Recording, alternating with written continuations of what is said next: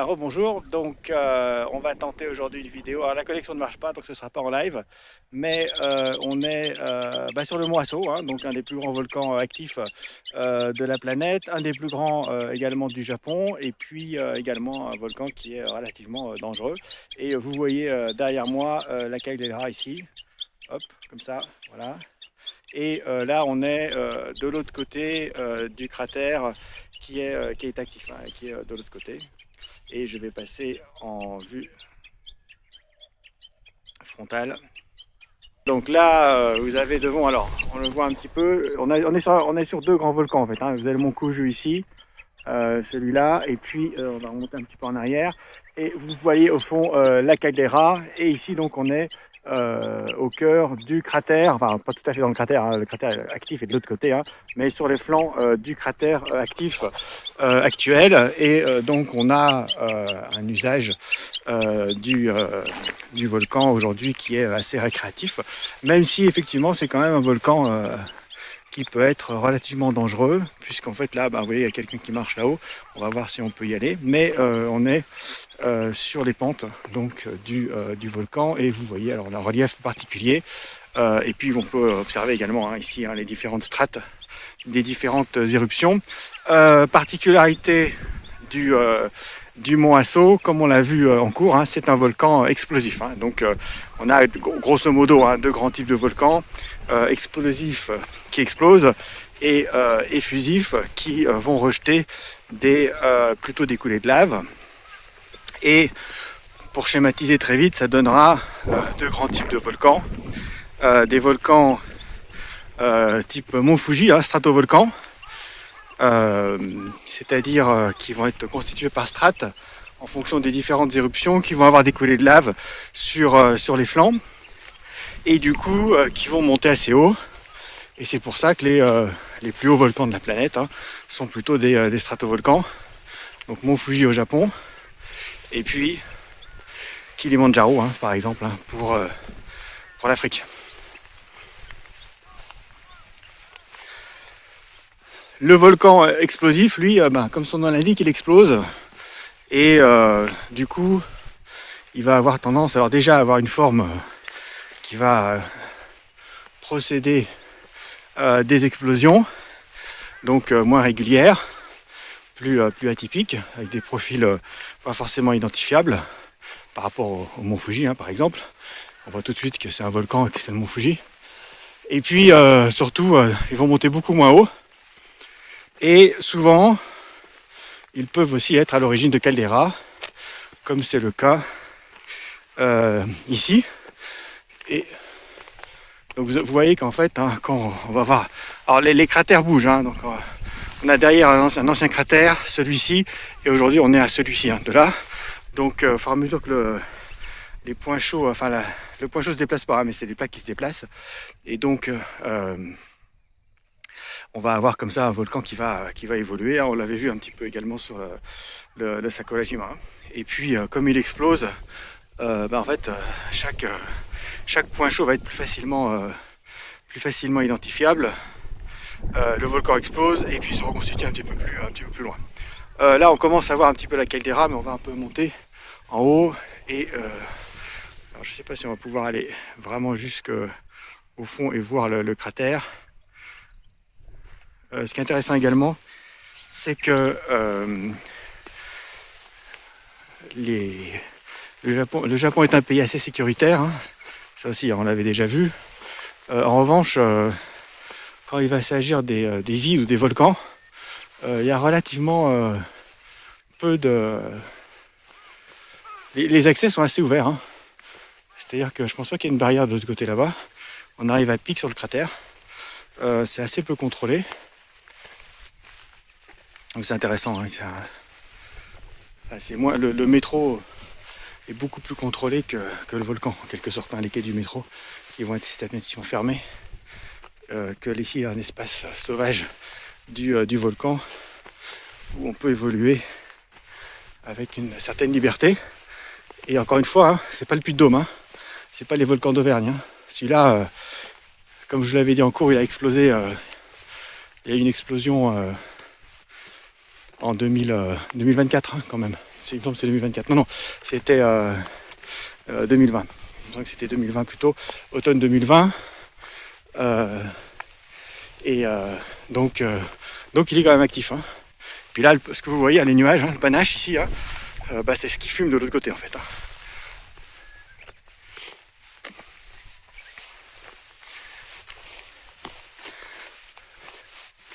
Alors, autre particularité aussi, hein, les Japonais aiment bien faire de la randonnée. Ils aiment bien s'équiper. Hein. Donc les gens qu'on peut croiser éventuellement, vous allez voir qu'ils sont équipés effectivement comme pour monter sur... peut-être pas forcément le Mont Blanc, hein, mais ils sont quand même très bien équipés. Très bien équipés.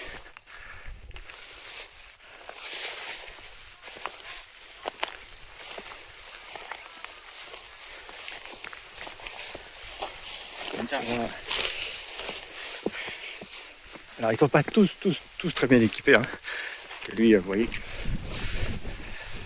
c'était peut-être pas un japonais. Voilà, là on arrive à un point de vue assez intéressant puisque on va pouvoir voir la caldeira.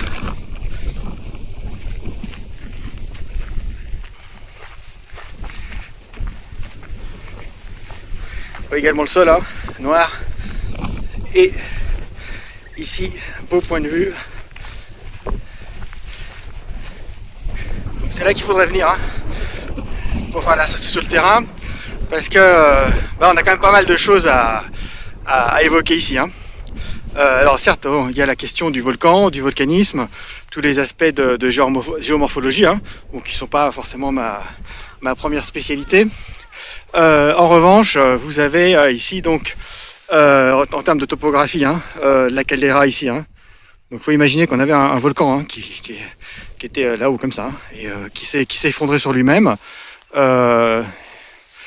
Bon, il y a on a des explications plus détaillées hein, que simplement effondré sur lui-même, mais ici on est à l'intérieur d'anciens volcans hein, qui s'est effondré sur les côtés et puis sur lui-même. Et puis donc ici on a un vide qui a été comblé ensuite hein, par les éruptions les plus récentes du volcan. Hein. Et tu peux faire un petit coucou? Il ne veut pas faire coucou. Donc, un vide. Et ce qui est intéressant, c'est que on va regarder sur la topographie. Et au fond, vous avez un autre volcan, hein, le mont Kuju. Hein. Donc là, on est sur 2 volcans. Et en fait, quand on sort un petit peu, on prend de l'altitude dans le Kyushu, hein, on va avoir toute une série de volcans. Hein. Kuju ici, ici Aso. De là-bas, on voit le mont Unzen. Et ensuite, on va aller Kirishima, Sakurajima, etc. Donc en fait, on est quand même sur une île qui est parsemée de volcans et de volcans qui sont pour la plupart actifs. Ce qui est intéressant, c'est l'occupation humaine également. Hein. Donc les pentes du volcan ici, là, c'est utilisé pour faire du tourisme. Ensuite, vous allez avoir les flancs ici qui vont être arides. Et donc il va y avoir du drainage, donc on va pas faire de la riziculture, mais on va pouvoir faire de l'élevage et c'est une configuration qu'on va retrouver tout au fond là-bas. Hein. Je vais zoomer un petit peu pour voir ce qu'on voit sur les plateaux. Mais vous avez ici, si on voit pas, ouais, la mise au point est faite. Vous avez ici donc des zones qui sont drainées, hein, l'eau va descendre en fait en contrebas, donc elles ne vont pas retenir l'eau, et donc ça servait de pâturage pour les chevaux de guerre. Et puis à partir de Meiji, hein, on a une transformation, et puis de moins en moins on a besoin de chevaux, hein, avec la motorisation, plus on va les transformer en élevage de bovins, essentiellement quand même des bovins à lait, et qui vont fournir hein, l'essentiel du lait consommé dans la région du Kyushu. Et puis ensuite, alors cette eau, elle va soit partir sur les côtés, l'extérieur du volcan, mais on va avoir une partie de l'eau qui va revenir à l'intérieur de la caldeira. Et dans la caldeira, vous allez avoir hein, ici donc de l'eau en abondance et de la riziculture qui va être possible. Et puis en plus, on est sur des terres qui sont plutôt fertiles en fait. Hein.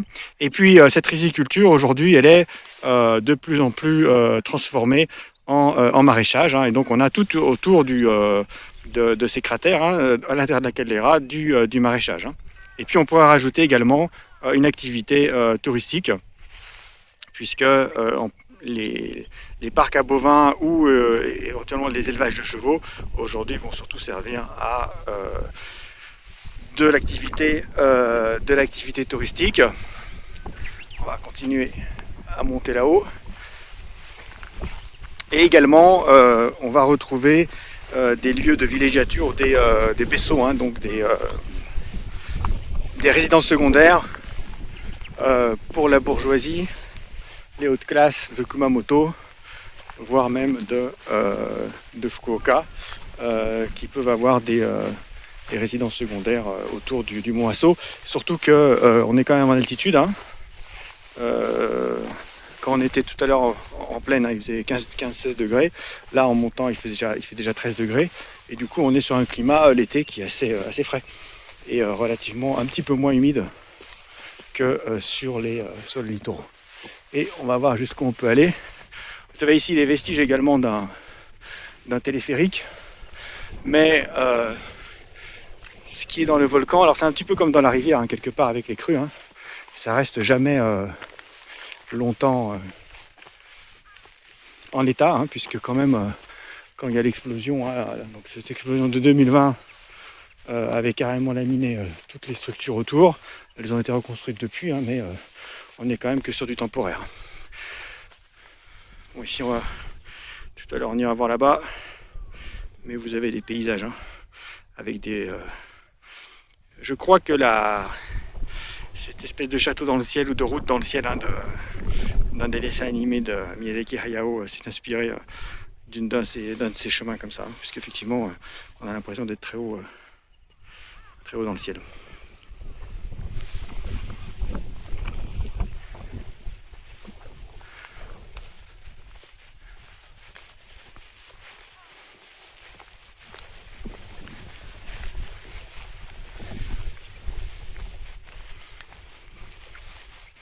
Des questions? Pas de questions. Alors, là, on arrive sur un truc un peu plus intéressant. Donc là, vous avez les deux chemins, vous avez la vieille pancarte ici, et ici, vous avez quand même les préconisations, hein, puisqu'on va avoir du dioxyde de soufre qui s'échappe du cratère. Et donc, alors là, c'est un peu au jugé, hein. Strong smell, hein. Si vous commencez à sentir de l'odeur de soufre, mieux vaut commencer à redescendre. Il n'y a pas de capteur ici, alors que de l'autre côté, il y a des capteurs. Hein. Et puis, asthme, bronchite, maladie, etc. ou poor health, c'est mieux de ne pas y aller. Mais on va quand même aller voir, puisque pour l'instant, on sent rien. Par contre, de l'autre côté, hein, on est sur une fréquentation plus touristique, hein, puisqu'on peut venir en voiture, s'approcher vraiment à proximité du cratère.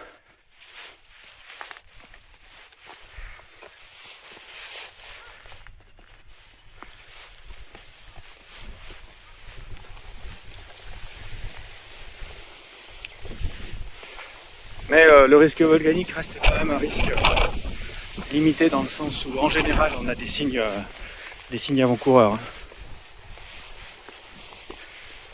avant une éruption, de manière générale.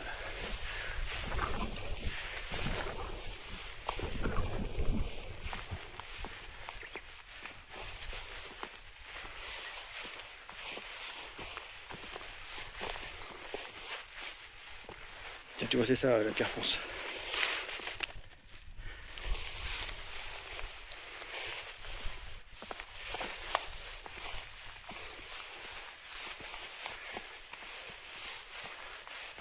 On retrouve quelque chose qu'on avait également vu en cours, hein, à savoir que de loin c'est joli,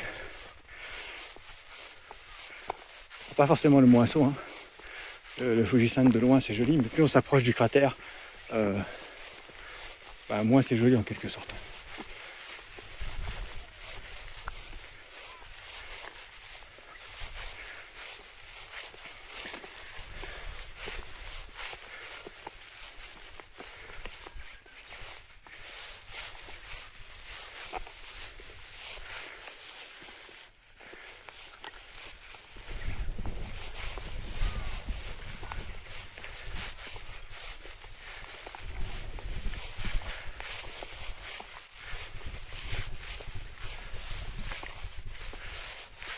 Et on arrive bientôt au niveau où il n'y a plus de végétation.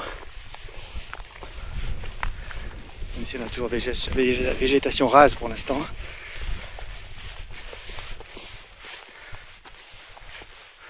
Et de la pierre volcanique, hein, donc de la pierre ponce, hein, caractéristique, elle est très légère. Alors, c'est léger? Oui? Oui. Voilà, on a confirmation avec un indigène.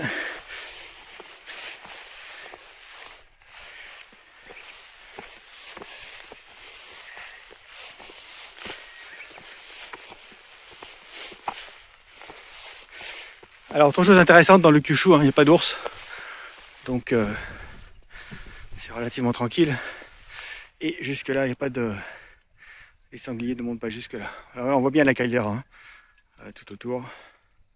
Et ensuite, vous avez des plateaux. Hein.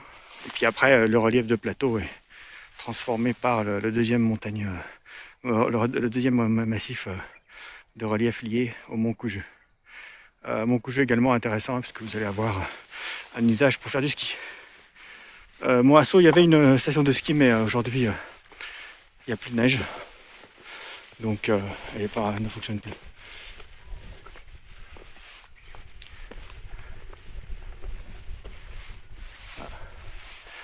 Voilà, quelques petits zooms sur les reliefs. Alors, relief jaune hein, également. D'où des choses très découpées.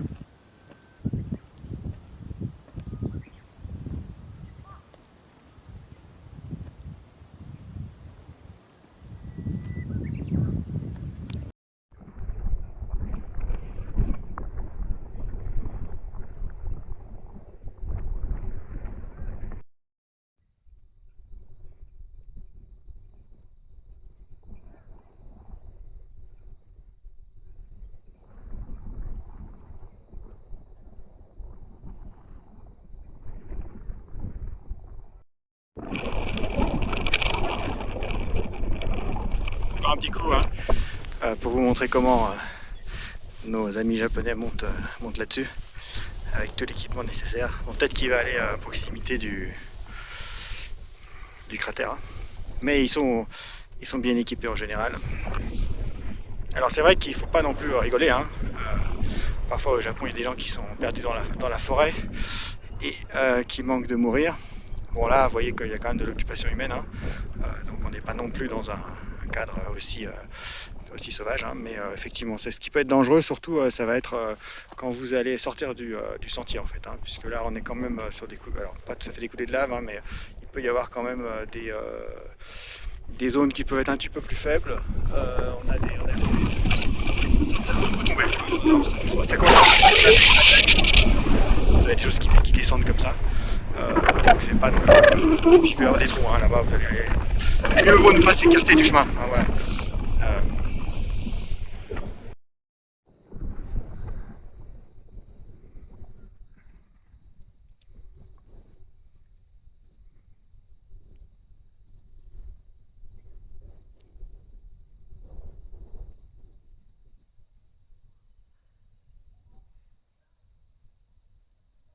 Bon, on est monté, on n'est pas tout à fait monté au sommet, hein, mais au moins là où la végétation s'arrête.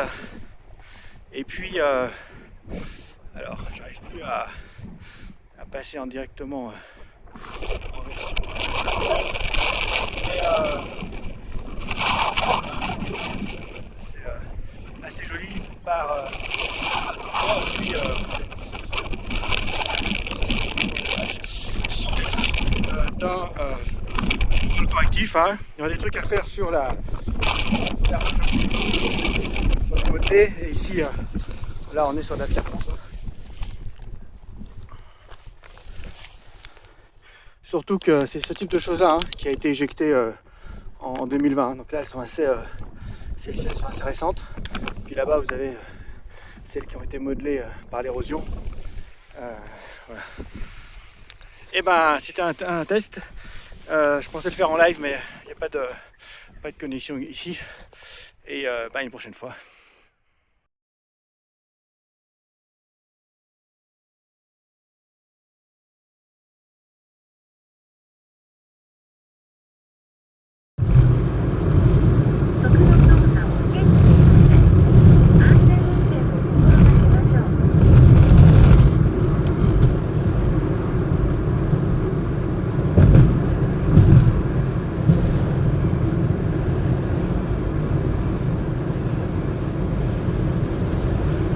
Donc là on est sur le plateau, hein. Donc ce qui était l'ancien volcan, sur les bords qu'on voyait tout à l'heure. Et on peut, vous voyez qu'en fonction, vous voyez, la végétation hein, elle est quand même assez rase. Il n'y a pas beaucoup d'eau et du coup on va avoir ces prairies. Là on pourrait rajouter même le fait que le relief est quand même assez accidenté. Hein. C'est une succession de petits vallons. Donc aménager tout ça c'est quand même compliqué. Et donc effectivement l'élevage est quand même une des solutions les plus évidentes. Et on va avoir aujourd'hui donc quelques élevages de chevaux, hein, mais surtout on entre dans un des villages les plus jolis du Japon. Ça c'est intéressant, je sais pas si vous avez, on pouvait voir la pancarte, puisqu'effectivement, si vous vous souvenez des cours de mon collègue Yamazaki cette année, il nous a parlé de Matsuzaki Aizu, qui était un des villages les plus classés comme étant des plus jolis du Japon. On connaît ça en France, hein, puisque je crois même que c'est quelque chose qui au départ vient de France, hein, de ce classement, de ce prix des plus beaux villages de France, hein. Plus joli village de France. Alors c'est pas le truc de Stéphane Bern, hein, mais c'est des classifications qui ont été faites un petit peu avant. Et ça va être intéressant de voir ce qui au Japon est considéré comme étant un village particulièrement joli. Bon, pour l'instant il n'y a pas vraiment de village. Donc les critères ne vont pas être les mêmes. Hein. Voilà, vous voyez ici le relief. Vous voyez que c'est quand même assez accidenté. Et puis au fond on a un autre volcan, hein, que le Kuju. Et donc on va avoir essentiellement de l'élevage. Et puis Milk Road, hein, donc la route du lait, un petit peu comme on peut avoir la route du vin, où on va avoir différentes exploitations effectivement laitières qui vont proposer de la vente aux personnes qui font les dolaibu, hein, donc qui viennent en sortie le long de cette route. Sans forcément, alors c'est un petit peu comme ce qu'on avait vu avec les fruits et légumes, hein, enfin sur les fruits, hein, les pêches ou le raisin.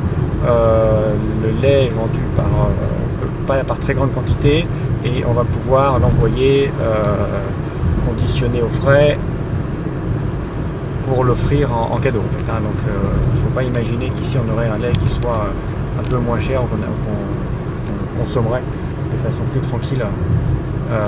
Ça va rester la même logique. Et là on arrive donc dans ce village, peut-être pas encore, on n'y est pas.